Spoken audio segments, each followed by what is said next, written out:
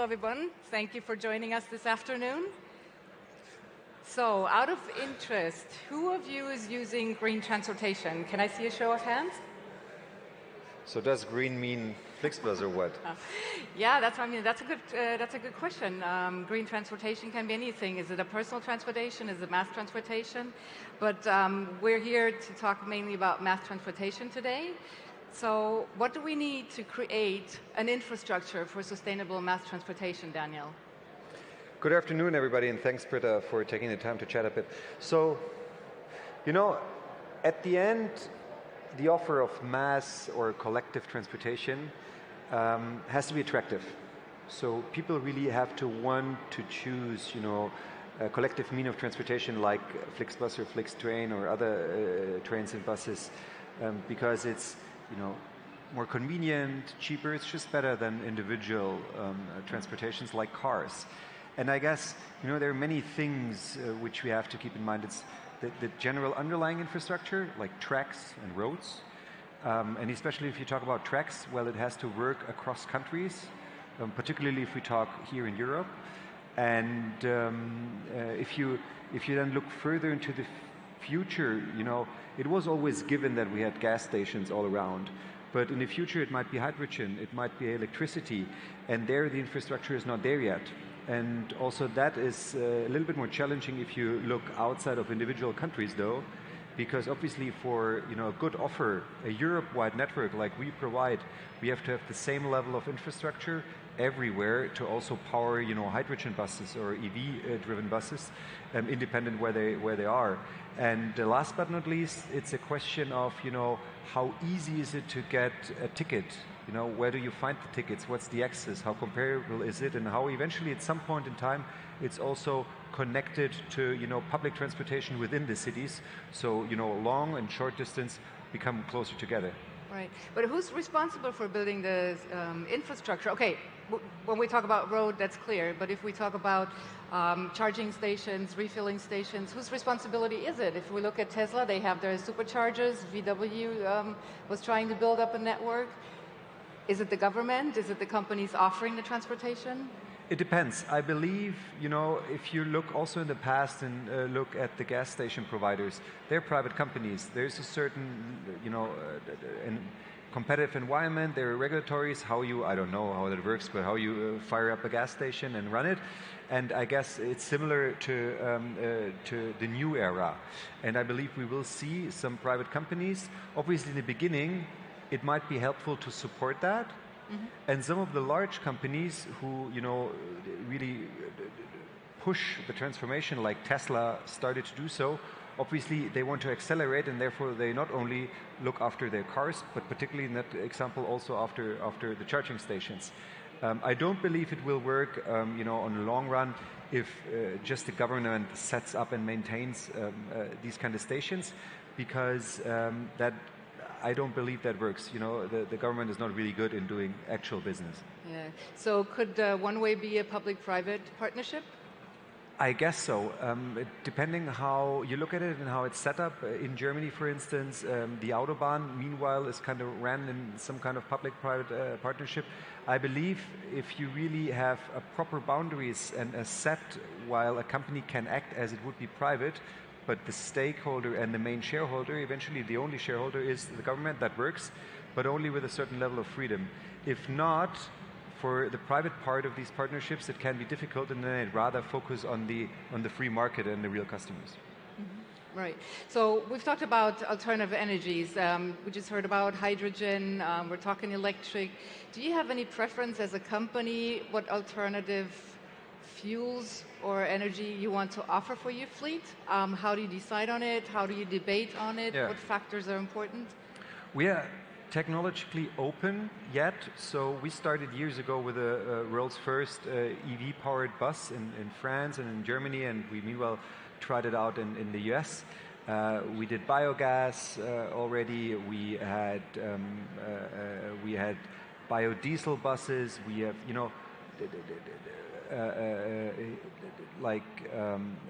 photovoltaic kind of like solar panels on top of buses. So we literally try out everything which seems to be feasible. I believe for the use cases we are looking at in the mid and long run, hydrogen is an option as well as EV. Batteries and technology become much better over time. We're looking at solid state technology arising, so these kind of two are most promising. And in the meantime, we do whatever we can apply to save as much carbon dioxide already, like the LNG, the biogas example. This is already 80% better than usual combustion engines. The challenge for companies, but even more for regulator, is the only real good thing about combustion engine was it fit everything. Whether it's a large, ship diesel or a 1 liter tiny 3-cylinder motor, it's basically the same, easy. But in the future, you really have to look at what's the use case. So inner city is different than long haul. If it's heavy duty, it's maybe different if it's lightweight. And that makes it a bit more complex for policymakers. And obviously, it's more interesting to set up proper infrastructure because it won't be only the one or the other, I believe. But I mean, you're more in the transportation over long distances. So is there a preference over hydrogen or battery powered? Because one has benefits in the long run? Not really, because we are not alone and can just freely act. We have to look at how the infrastructure evolves and what the regulatory does. And obviously, the EU Parliament decided that we first look at EV for these kind of services we provide, and that means we tend to now really foster the EV and started a project and look deeper into that.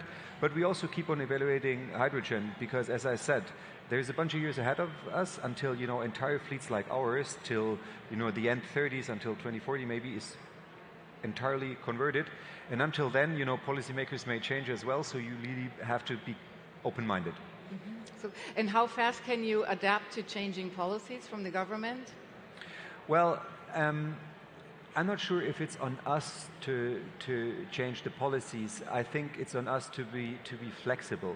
And obviously, we're not alone, but we're together with the OEM, the manufacturers, whether it's Scania or Daimler or the others. And therefore, you just have to have enough headroom.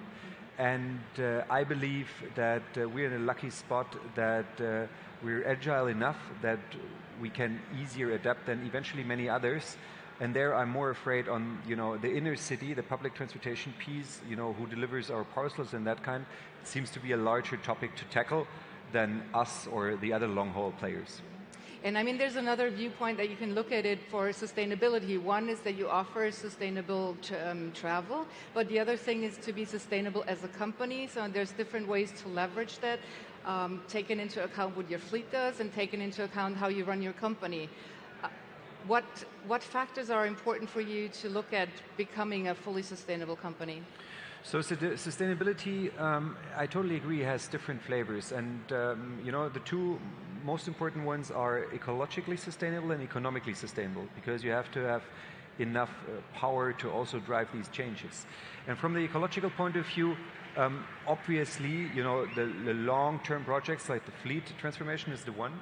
But also what is core to FLIX since day one is leveraging technology and software to accompany both.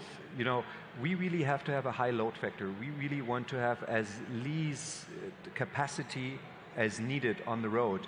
And parts of artificial intelligence, algorithms, machine learning, yeah, exactly, I usually love as well. They help us doing things what the human brain it just takes longer to figure out. And therefore, we have a very high load factor, which obviously is great because that means the per head carbon footprint is much better than with any other mode of transportation. But it's also commercially sustainable because that is needed for us to be, a profitable growth company and not just burning money, which for us is core to be independent and really, do what we're doing for the next centuries. And then, looking at our vision to bring green and smart mobility to everyone to experience the world, I believe, and there is also that ESG, that social aspect, I believe what we do having sustainable and affordable mobility for people who eventually couldn't afford transportation, so we're not able to visit relatives or families. That's something which is, to me, also a core component of sustainability, and really is one of our purposes, basically. Yeah, let's dive a little bit deeper into the economic value point of view. Again, a question to the audience. Who of you is willing to pay more for a ticket for traveling if it's sustainable? Very good, very good. Because as of now, I understand that providing sustainable travel is more expensive. So one way is to try to fund it anyway. The other one is to pass on the additional cost to the customer. And what is your experience with the customers? How are they reacting to that? A, it's a mixture. You have to do both. It's not either or. B, you have to be very clear and transparent about that. And what we see, we started, almost at day one, the compensating action with, some NGOs like Atmosphere, and there are lots of people who compensate much more than in other modes of transportation, especially much more than in the airline industry. If you then really want to sell the tickets of an EV bus, which could be up to 30–40% more, because an EV bus with half the capacity is kind of like the same price than a double-decker with a combustion engine. That means, well, you have to be transparent, so people know what they're getting, and some really want to take that choice, but we have an alternative, and therefore it's in transformation. It's just not overnight. And then you obviously have to take the invest. That's the reason why you also have to be economically sustainable and be a profitable growth company, because then you can take an invest and can take also a share, from a company perspective. And ultimately, it's a societal question. So the Green Deal is there for good, and also the government supports with, funding, for instance, to really make that movement. So it's a joint effort, basically, I think. And how do we get to this economy of scale? I mean, how do we encourage the consumers? Because certainly there's a break-even point that we need to get to. How do we encourage them, or what other ways are you thinking of would be helpful? I believe, people are to a certain extent a bit lazy, and we do what we're used to do forever. And therefore, I think the regulatory, the policymakers, the Green Deal, for instance, is important. We have to push ourselves a bit out of comfort zone. So it's important that governments committed to carbon neutrality at a certain stage, and that means that the framework is changing, and then companies like the manufacturers, let's take Daimler as an example, or providers and operators like us, just we apply, and then it starts moving, and at some point you reach that tipping point, and then we will eventually produce more EV or hydrogen buses than we used to produce combustion engine buses, and the result will be they become cheaper, and it flips. So one option would be that maybe the government would incentivize it? So I think giving starting support makes sense. Having ongoing subsidies, I'm not a big fan of subsidies. So the initial kickstart and creating a good environment, so basically making sure there is an incentive, and even regulatory might be an incentive, not the best one, but an incentive that people kind of have to move. Mm-hmm. Then it starts.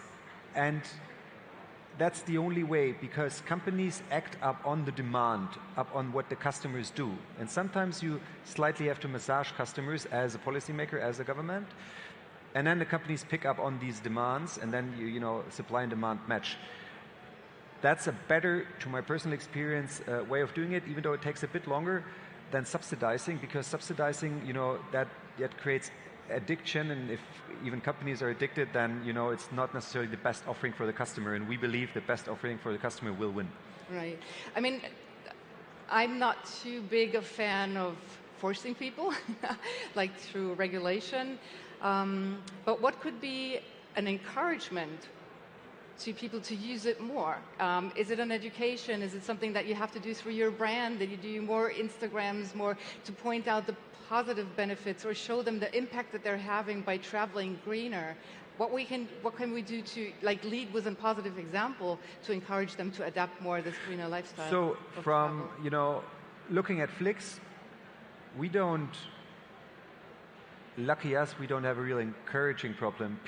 Many people who use us, whether it's FLIX Train or FLIX Bus, They use us truly for two reasons, because it's the most affordable and the most sustainable way of transportation. So I had chats with a bunch of people here in Lisbon who came to Web Summit by FlixBus, which is quite a journey, and I really admire that. And they took that very much on purpose. So I think that works. But it's not enough.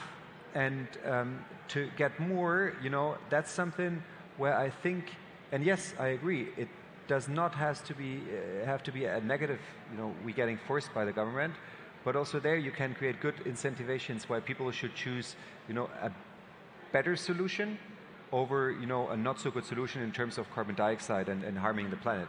And that's therefore, as I said, again, a joint effort. And it just sometimes needs only a little nudge. And if you, as said, if you look at our customers, I'm super happy. And that's the reason we keep on growing, because the demand is there. In other areas like FLIX Train, well, there it just takes some more time, and we would need more regulatory support to be able to grow faster, because trains will also in the future play a vital role, because ultimately it's a higher capacity and it's a faster speed, and therefore I really believe, and I hope, we see more of these regulatory actions we saw in France, where short-haul flights are abandoned if there is a proper high-speed train connection, which is obviously great. True. Yeah, I fully sign that. That was a great decision by the government. I mean, you grew in Germany, you branched out into Europe, now you branched overseas into the US. Do you see any difference in the market on how people adapt greener travel? Well, it depends on two things. It depends, again, a bit on the policy framework, and there the US is easier because it's one single country, and it's not different whether you're in Spain or in France or in Germany. That's a challenge, and there Europe really has to unify, so it's easier for us to choose as customers. And then it's also a bit in terms of the competition. While in Europe we have a good public transportation already, much different alternatives in collective means. So you can take a bus, you can take a train, you can take different things. This is not the case in the US. In the US we have car or couch as competitors, which makes it a bit different. But at the end, if the offering is good, and when we took over Greyhound in 2021 and improved the services, we see on really a picking up demand and people using that.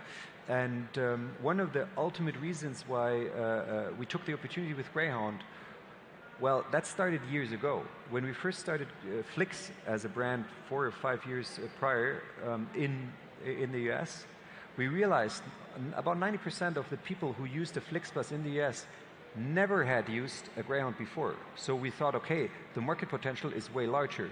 And that's something where we're now working on and hoping to convince also more American folks to use a bus over a personal car. Yeah, I mean, we're almost at the end. Some final encouragement words for the audience? At the end, we all have a certain responsibility towards the society, the future, the planet. So sometimes it's better to consume a bit less and maybe also, pay $1 more for the sake of also our children, and the kids of our children will still have a good planet to live at. Yeah. And I think one word is also good. We can make a difference with little steps. I mean, we can't change the world like in one day, but if every one of us takes a little step and sometimes even walks or takes the bus, exactly, we all make a difference. Thank you so much for joining us. Thank you. Thank you.